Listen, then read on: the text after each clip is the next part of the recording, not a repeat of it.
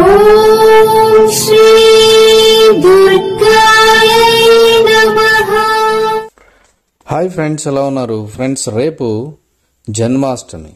మరి ఈ జన్మాష్టమి రోజున ఈ 5 తప్పులు అసలు చేయకండి. ఇలా చేస్తే శ్రీకృష్ణుడు కోపోద్రిక్తుడు అవుతాడు.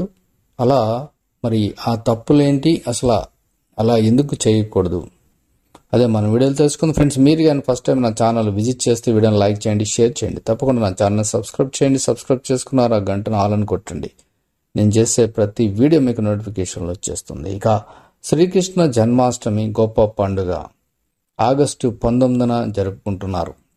ఈ రోజున శ్రీకృష్ణుని అలంకరించి పూజిస్తారు. భక్తులు ఆకలి దాహంతో రోజంతా ఉపవాసం ఉంటారు. అర్ధరాత్రి స్వామికి పంచామృతాన్ని సమర్పిస్తారు. శ్రీకృష్ణ జన్మాష్టమి రోజున చాలాసార్లు ప్రజలు తెలిసి లేదా తెలియక పెద్ద తప్పులు చేస్తూ ఉంటారు. జన్మాష్టమి నాడు కొన్ని నియమాల పట్ల ప్రత్యేక శ్రద్ధ తీసుకోవాలి. 1. శ్రీకృష్ణుని వీపు. మీరు గుడికి వెళ్ళినప్పుడు దర్శనానికి గుడిలో మర్చిపోయినా శ్రీకృష్ణుని వెనుక భాగాన్ని దర్శించకూడదు.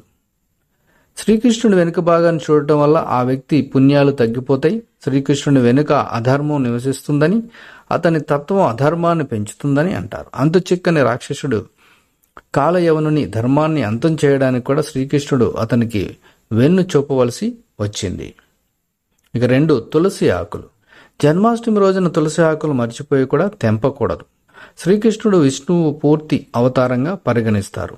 తులసి విష్ణువుకు చాలా ప్రియమైనది. ఇక 3. అన్నం మానుకోవడం. హిందూ మతం విశ్వాసాల ప్రకారం జన్మాష్టమి రోజున అన్నం తినడం మానుకోవాలి. జన్మాష్టమి మాదిరిగానే ఏకాదశి నాడు కూడా అన్నం లేదా బార్లీతో చేసిన వాటిని తినకూడదు. ఇక 4. వెల్లుల్లి ఉల్లిపాయ. జన్మాష్టమి రోజున వెల్లుల్లి ఉల్లి లేదా ప్రతీకార ఆహారం తీసుకోకూడదు. ఈ రోజున మాంసాహారం మద్యానికి దూరంగా ఉండాలి. మీరు శ్రీకృష్ణ జన్మాష్టమి రోజున జలాహారం లేదా పండ్లతో ఉపవాసం ఉండవచ్చు.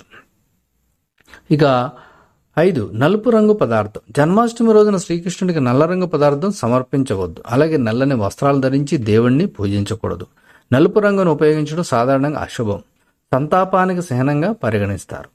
కాబట్టి ఈ 5 పనులు అస్సలు చెయ్యకండి. చేస్తే శ్రీకృష్ణుడు మీపైన కోపాన్ని పెంచుకోగలడు. కాబట్టి మరి మీ తప్పులు చేయకుండా జన్మాష్టమి రోజున ఆ శ్రీకృష్ణుడిని స్మరించుకోండి. Thank you for watching.